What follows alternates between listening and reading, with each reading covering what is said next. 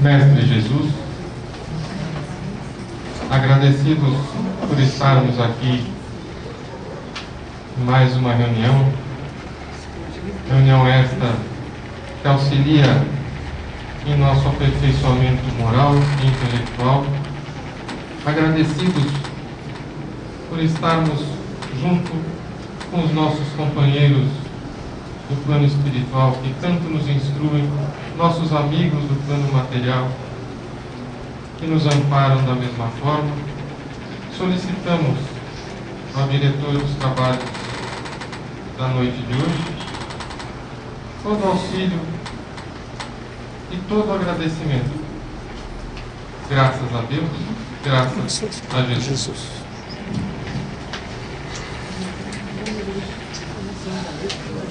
Boa noite a todos. Nós vamos retomar a causa após a nossa diária. Nós cumprimentamos também nossos amigos internautas. A nossa lição dessa noite é terapêutica e profilaxia. Foi dividida em duas partes.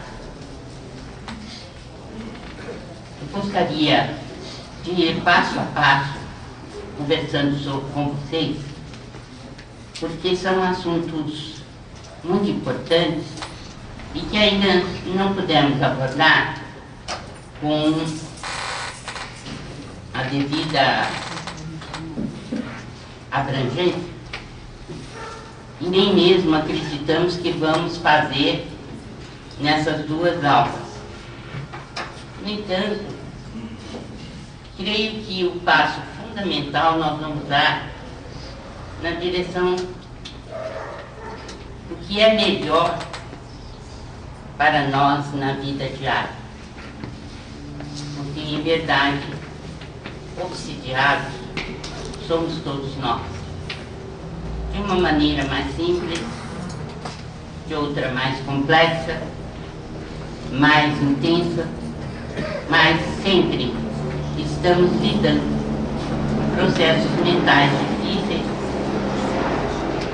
com intercâmbios nem sempre fáceis e que exigem de nós uma renovação de ideias, principalmente a convicção de que nós só seremos melhores quando perdoarmos efetivamente, tanto a encarnados quanto a desencarnados, e humildemente pedirmos perdão pelos nossos atos. No início deste capítulo, nós colocamos que a maioria dos seres humanos tem o cérebro hipertrofiado e o coração reduzido, com comprometimentos imensos perante as leis divinas. E é natural que seja assim, porque o nosso planeta é de provas e expiações. A maioria de nós ainda não atingiu a média 5 na evolução, numa escala de 1 a 10. Porque nós ainda não conseguimos o principal dessa equação, que é o amor. O intelecto, a tecnologia, nós estamos vendo que é muito fácil de ser desenvolvido pela humanidade. No entanto, o amor mesmo, o sentimento sublime que une o nosso coração ao do Criador e, em consequência, ao próximo, ao irmão mais próximo, ou aos irmãos que estão ao nosso redor, esse ainda não conseguimos ainda. Daí a dificuldade, que é o tratamento das obsessões. porque eu volto a repetir, obsessão é um caminho de mão dupla. Tanto o obsidiado quanto o obsessor estão numa equação em que ambos têm que se perdoar e têm que buscar uma nova vida em conjunto. Daí a dificuldade que é o tratamento das obsessões.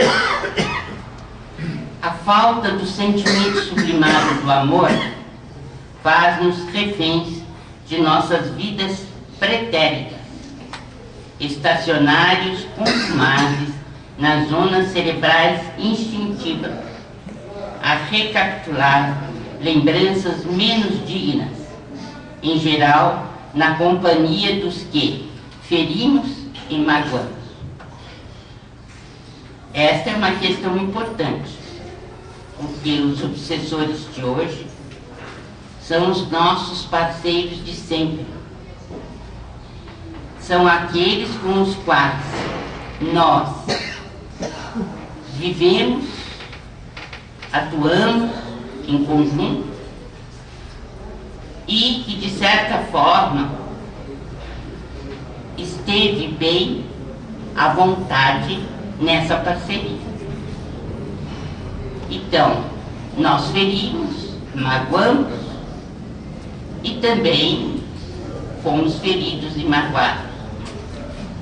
E eu volto também a repetir, muitas vezes recebendo os espíritos obsessores nas sessões de desobsessão, comumente nós temos muito mais pena do obsessor do que do obsidiado.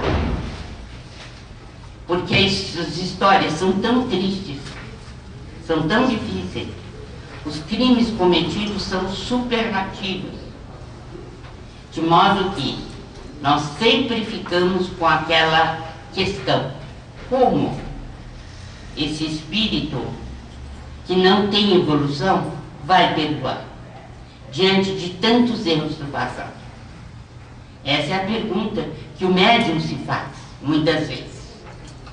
Então, nossa piedade, né, vai em direção ao próprio obsessor, procurando compreender a sua índole e a maneira pela qual ele está agindo. Por tudo quanto vimos nessas páginas, estudando a série André Luiz, é fácil concluir que todos nós, os espíritos em evolução na Terra, temos a nossa quota de obsessão, em maior ou menor grau.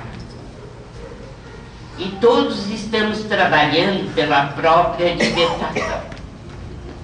À vista disso, de quando em quando, é sumamente importante que façamos um teste do nosso processo desobsessivo, a fim de que cada um de nós observe em particular como vai indo o seu. Esta é uma realidade porque foi todo um texto que eu grifei e que coloquei e que é de autoria de André Luiz em Paz e Renovação. Quer dizer, é sempre bom sabermos como anda a nossa obsessão, porque uns mais, outros menos, mas as nossas atitudes sempre provocaram reações. E essas reações, como eu disse, muitas vezes são superlativas. Mas devido ao esquecimento do passado, nós não nos recordamos precisamente o que fizemos. No entanto, aqueles a quem ferimos não se esquecem. E se eles não perdoaram, passam-se os milênios e a questão continua.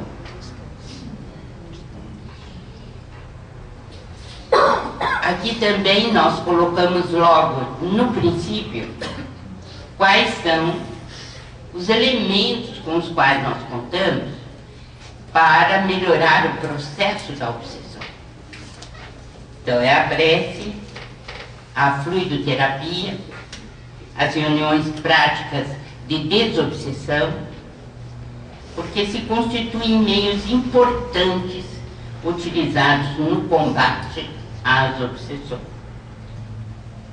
Mas eu grifo, só a renovação moral, que inclui estudo, reforma íntima e exercício constante no bem, pode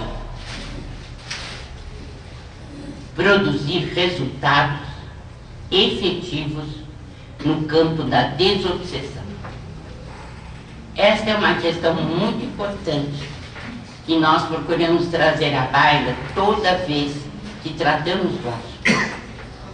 Ainda agora em Londres, dando 2 seminários sobre esses problemas e falando especificamente com o dialogador, chamado também de doutrinador ou de esclarecedor, nós tivemos oportunidade de relembrar muitas coisas a esse respeito.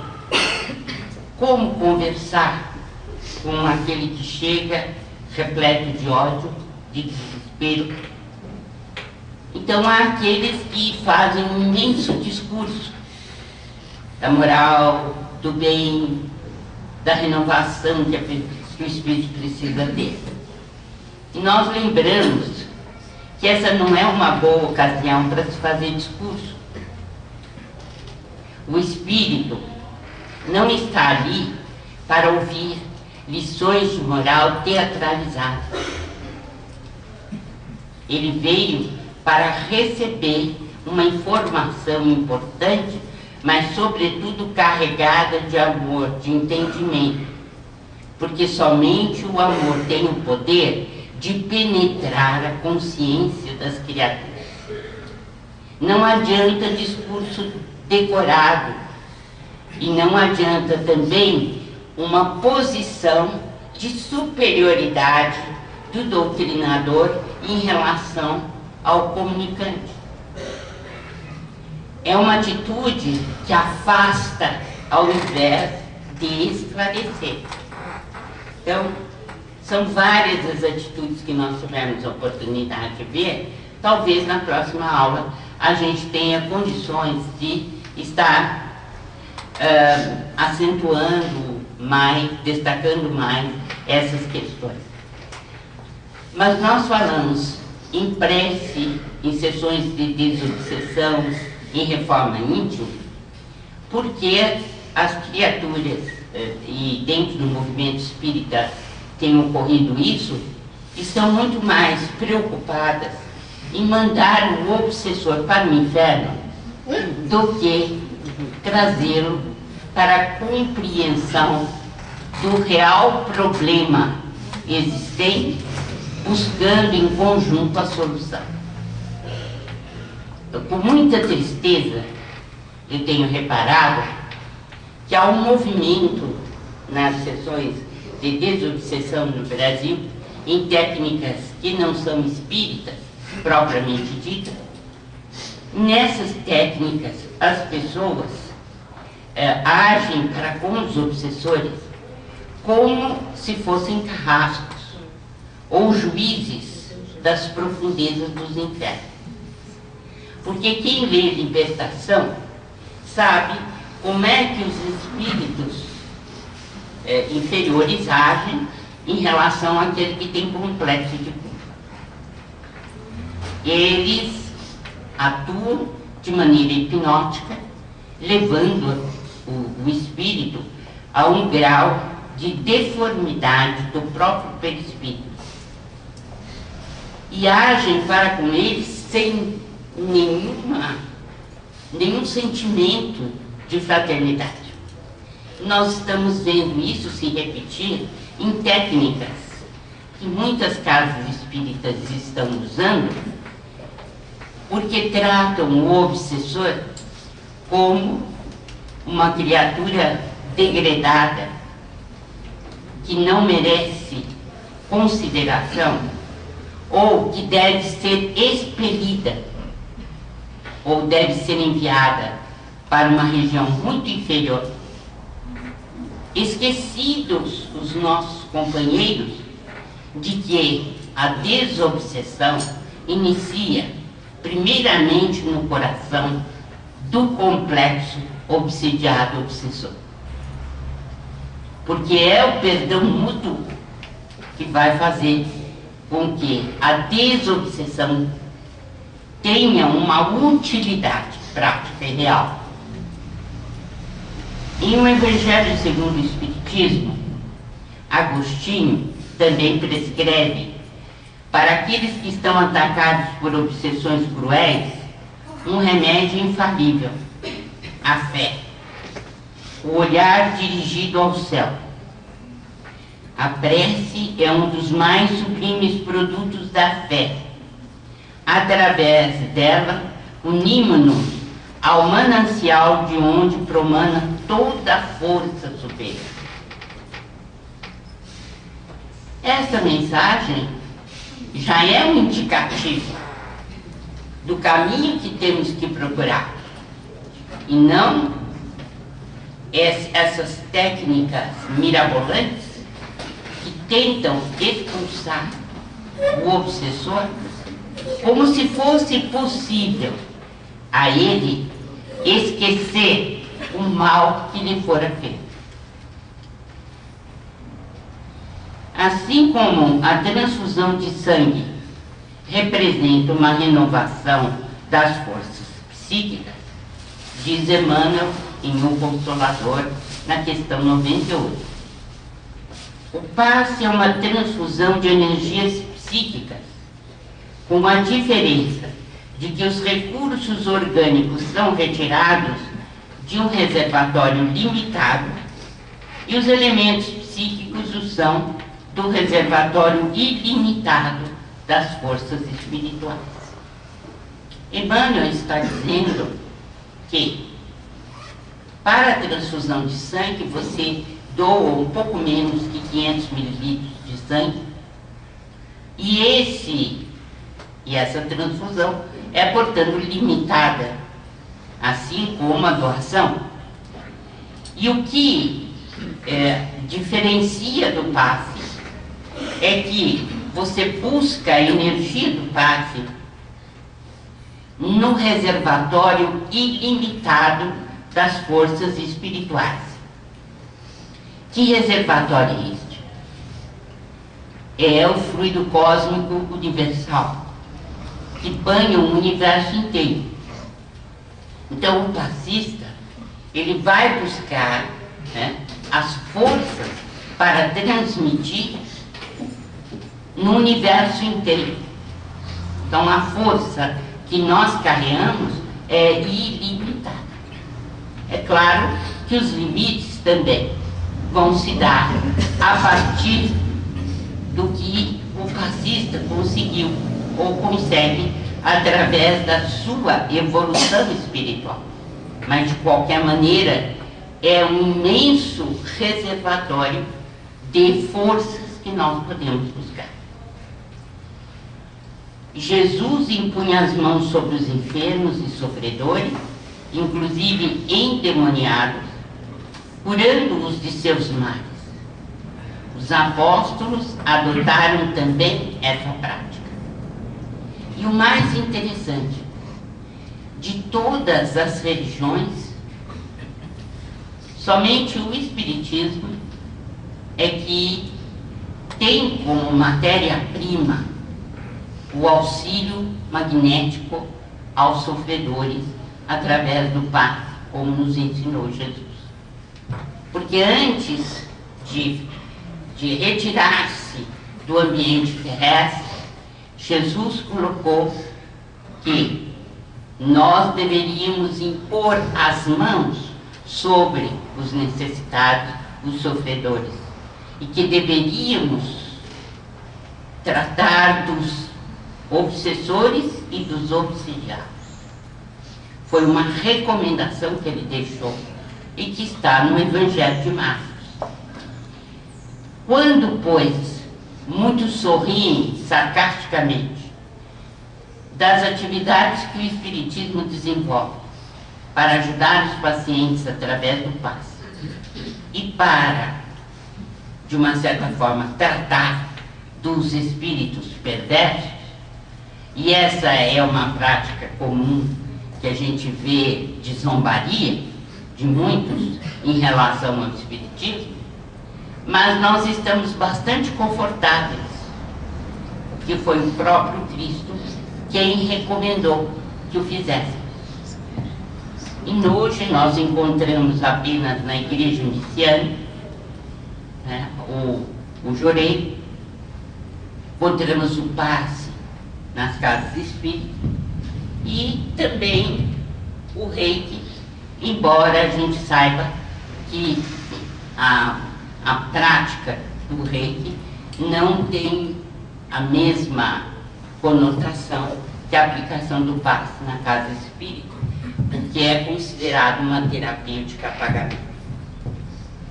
Então, na fluidoterapia, utiliza-se como complemento a magnetização da água para favorecer os pacientes. Então, nós estamos vendo aqui um elenco, né, de medidas que auxiliam na desobsessão. Nós vimos a prece, as sessões práticas de desobsessão, o exercício do autoconhecimento com a caridade, o estudo, a construção positiva dentro da criatura, o passe, a água fluidificada, as sessões de diálogo terapêutico, que são as desobsessões. A reunião prática de desobsessão, onde se socorre os desencarnados sofredores, pode ser comparada a uma clínica psiquiátrica funcionando em nome da bondade de nosso Senhor Jesus Cristo. Quem disse isso foi um espírito, através de Chico Xavier, numa sessão de psicofonia.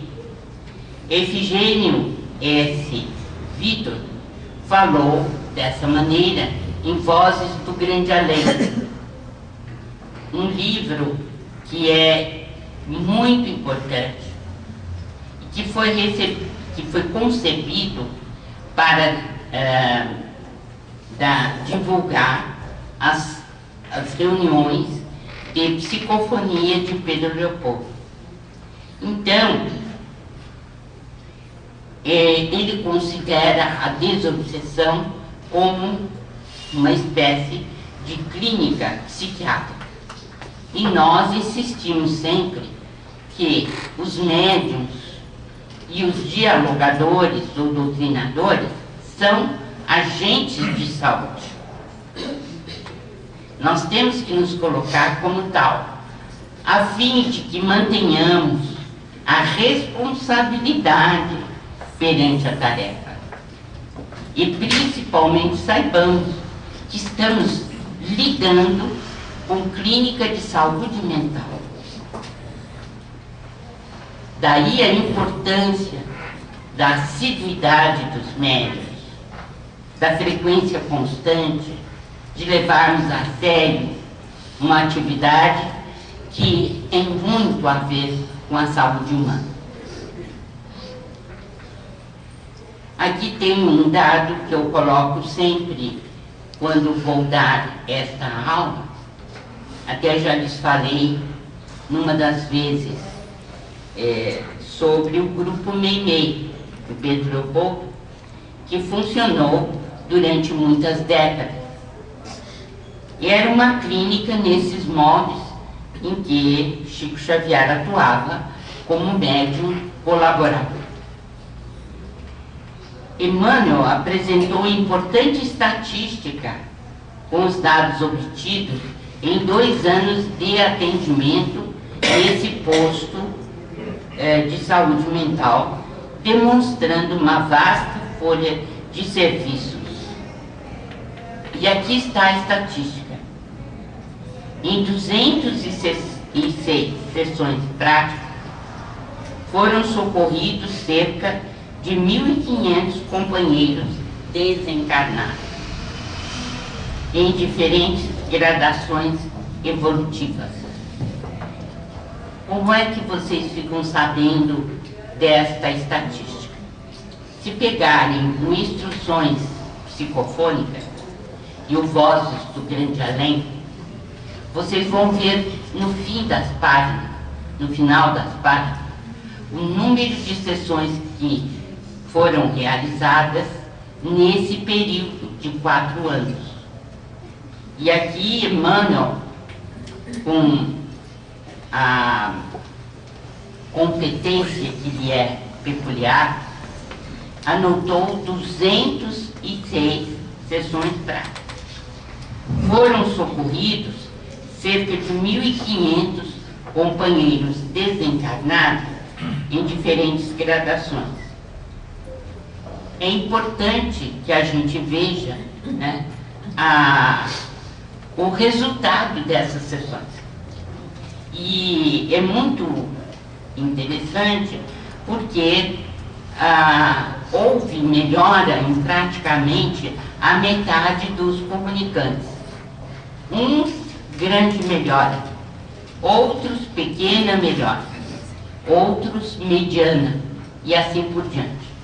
E a gente, toda vez que se põe a pensar se a sessão de desobsessão é importante ou não, vale a pena lançar mão desses resultados.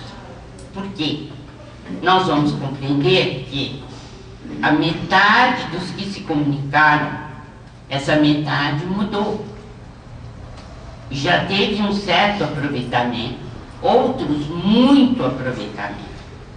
De modo que, se nós não tivéssemos tido sessões de desobsessão, esses espíritos não teriam tido a oportunidade de conhecer a verdade e de se modificar. Então, vale a pena dar uma olhada. O livro Desobsessão da série André Luiz é indispensável para quantos desejem dedicar-se à organização de sessões dessa natureza com segurança. Por quê? Exatamente porque as novidades, elas costumam se espalhar com muita facilidade dentro do movimento espírita. Como eu disse, há essa novidade daqueles que resolvem adotar determinadas práticas que nada tem a ver com a paciência, a resignação, o amor aos espíritos infelizes. Se Jesus nos recomendou que tivéssemos cuidado com os espíritos inferiores e obsessores, certamente não está na doutrina do Cristo nenhuma justificativa para tratarmos os obsessores de forma tão rude. Seria impensável acreditarmos que Jesus seria capaz de tratar os obsessores dessa forma. Daí a necessidade de o grupo, como um todo, os centros espíritas, lerem o livro Desobsessão de André Luiz, onde vão encontrar passo a passo todas as informações de que necessitamos para montar ou para realizar tarefas de desobsessão. Nos centros espíritas do Brasil, dedicados à tarefa de assistência aos enfermos espirituais, esse livro tem servido de roteiro seguro para que o socorro seja feito com eficiência e aproveitamento. E aqui nós falamos de nossa própria experiência, que agora atinge 52 anos, já que começamos em outubro de 1960, mostrando que nenhuma sessão de psicoterapia teria sido mais importante, no meu caso, do que o próprio desenvolvimento da mediunidade e do trabalho realizado. Por quê? Porque nós tivemos oportunidade de conhecermos melhor e de conhecer irmãos nossos que estão em sofrimento, tanto no mundo espiritual quanto aqueles para os quais as sessões eram dirigidas, de modo que o aprendizado é muito grande. É claro que impõe determinados sacrifícios, é claro que precisa de ter assiduidade, vontade muito grande de auxiliar e de estar sempre presente nestas reuniões para darmos uma finalidade justa ao desenvolvimento e, mais que isso, à aplicação da mediunidade. Aprendemos com Kardec que as qualidades morais do médium exercem influência capital sobre a natureza dos espíritos que atuam sobre ele. E também que todas as imperfeições morais são outras tantas portas abertas ao acesso dos maus espíritos, sendo o orgulho o principal dos defeitos, porque é o que a criatura menos confessa a si mesma. A questão, então, é lidarmos com esse personalismo, com esse egoísmo, e o médium tem oportunidade de lidar com isso. Meramente, ele tem que baixar de faixa, porque as questões da mediunidade muitas vezes levam a gente a acreditar que é um ser especial, e não há nada disso. O que nós temos são seres em luta evolutiva muito grande para a aquisição da bondade. E há um traço interessante da minha história como médium, como eu comecei, e que talvez tenha ajudado algumas pessoas com as quais eu tenha falado, porque é muito interessante essa questão da mediunidade. Eu fazia normalmente o meu internato como médica, trabalhando no hospital de clínicas que servia de base para a nossa universidade. E toda vez de passar visita, para anotar os dados do paciente, anotar na ficha a evolução, a história da moléstia atual, a evolução, enfim, follow-up, eu sofria barbaridade. Porque hoje eu sei, mas da época eu era uma ignorantona. Hoje sou ignorante também, mas de uma certa forma sei um pouquinho mais. Então eu senti algum horror, porque eu sempre fui fazer medicina porque tinha a intenção de ajudar os semelhantes. E quando chegava perto do paciente para a visita natural e fazer o follow-up, eu sentia vontade de gritar com alguns pacientes e dizer: morre sim, morre rápido, né? E uma sensação horrorosa e de hostilidade em relação ao paciente. Eu comecei a ficar atormentada de uma tal maneira que, imagina, a gente estudou o livro dos médiuns, a gente leu, já tinha vários livros da coleção de Ami, e eu não sabia bem o que se passava comigo, né? Não tinha um diagnóstico. Por quê? Por ingenuidade, né? Por achar que mediunidade talvez fosse uma coisa do outro mundo, né? E que eu não tinha acesso a isso. Até que um dia nós tínhamos ido à rádio, tinha um programa Ondas de Luz, que o Valdo Vieira tinha iniciado numa rádio local em Uberaba, e que era uma das atividades da Comunhão Espírita Cristã a qual o próprio Valdo pertencia, e o Chico acabou pertencendo quando mudou-se de Pedro Leopoldo para Uberaba. E ele havia, o Valdo, nos convidado para fazer o programa, eu e a Lígia Alonso Andrade. E acabamos nós duas também sendo chamadas pelo Chico para desenvolver as tarefas normais da Comunhão Espírita Cristã, quando o Chico se mudou para Uberaba em 1959. Mas o fato é que eu já estava atormentada com aquilo.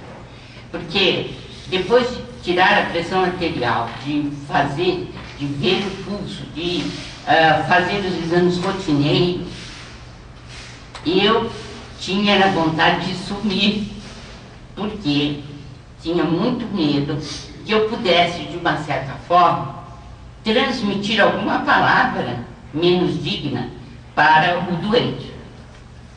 E isso foi se tornando uma coisa assim, realmente catastrófica para mim.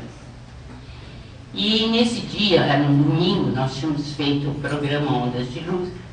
O Chico foi até a rua Lauro Prata, onde ele telefonou para Luísa, irmã dele.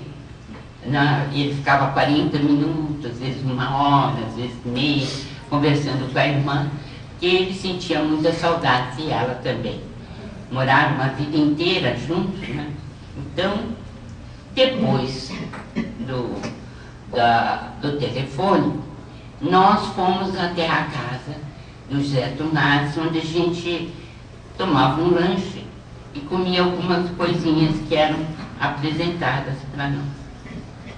E antes de ir para esse lanche, o Chico nos convidou para visitarmos um doente que estava com câncer e que não queria desencarnar. Ele estava desesperado e os médicos já tinham desistido, não havia mais o que fazer do ponto de vista da saúde dele, e Chico então foi chamado para transmitir um passe, ele e o Val. Por que eu fui? Chegamos lá, eles entraram, foi aquele cheiro de éter, de flores, né? A água borbulhava cheia de essência, e eu desesperada lá dentro do quarto, querendo falar com o paciente. O mínimo que eu queria falar para ele era o seguinte: morre, infeliz.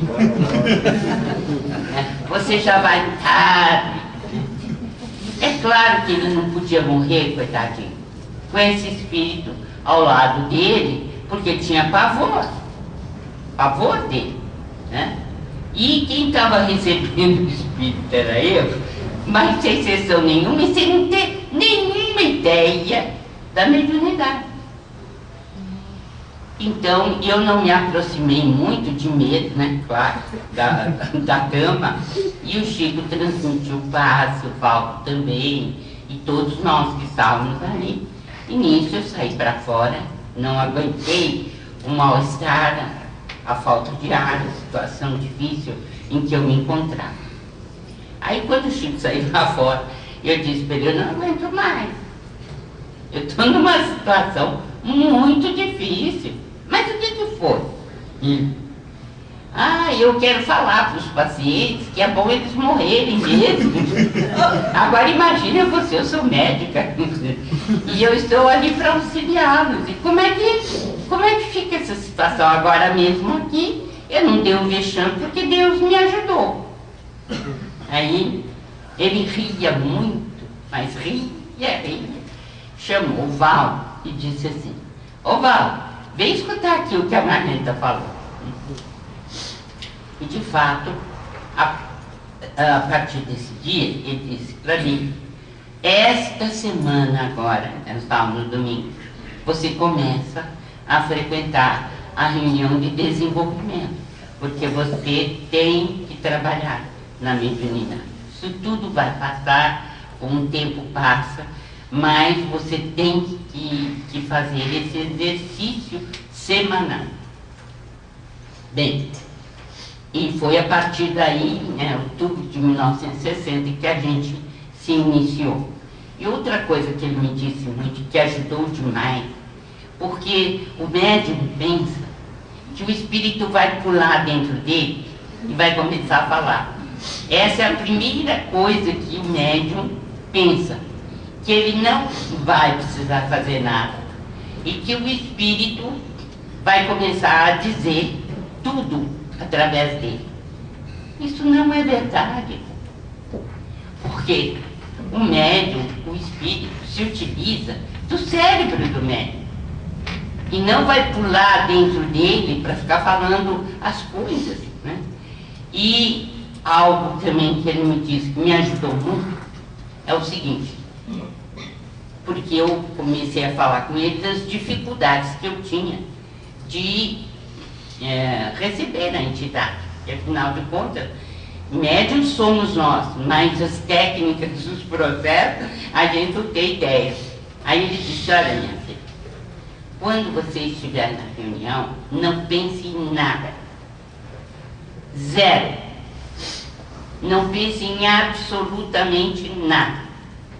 O que vier na sua cabeça, você fala porque não é seu. E desde então, esse conselho tem servido muitíssimo para mim, né? Deixar a minha mente vazia de todo o pensamento, e a partir daí, então, começar a falar aquilo que surge da minha cabeça, porque realmente não é meu. Bem, isto para dizer a vocês que nós seguimos desde então o livro Desobsessão, que já na época em que eu estava em Uberaba havia saído, por indicação do próprio André Luiz, e que tem servido de base para muitas escolas de desobsessão e muitos centros espíritas. Então, a próxima aula nós vamos nos aprofundar também na questão da terapêutica, né, da desobsessão. Nós vimos uma parte hoje e nós deixamos também no final do nosso curso, daqui a 2 ou 3 semanas,